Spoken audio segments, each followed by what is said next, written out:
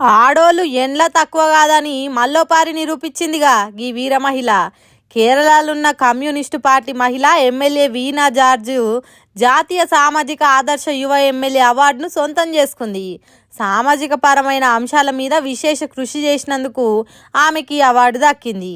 అయితే CPI party అధికారంలో ఉన్న ఒక యువ మహిళా ఎమ్మెల్యేకు ఈ అవార్డు వచ్చేసరికి అంతా అవాకైతుర్రు. ఇక ఈమె ముచ్చటకొస్తే వీణా జార్జ్ రాజకీయాలకు రాకముందు జర్నలిస్ట్గా పనిచేసిందట. అటెన్క ఆమె ఖైరాలి టీవీని ఇడిచి మనోరమ న్యూస్ ఛానల్లో న్యూస్ యాంకర్ లెక్క ఏరింది. అట్లా ఇండియా విజన్లో చీఫ్ న్యూస్ ఎడిటర్ లెక్క పని చేసుకుంటా 2016లో సిపిఐఎం పార్టీ తరపున రాజకీయ రంగ ప్రవేశం చేసింది.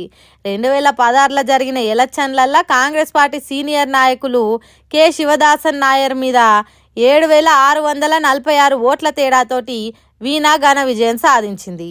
ఇట్లా 3 ఏళ్లల్లా సామాజిక అంశాల మీద కృషి చేసి మొత్తానికి అవార్డు సొంతం చేసుకుంది. ఈ వార్త ఇప్పుడు వైరల్ అవుతుండేసరికి మీరు నిజంగా గ్రేట్ మేడం, మీరు ఇట్లా ఇంకెన్నో అవార్డులు సొంతం చేసుకోవాలి అని కామెంట్లు చేస్తుర్రు నెటిజనాలంతా.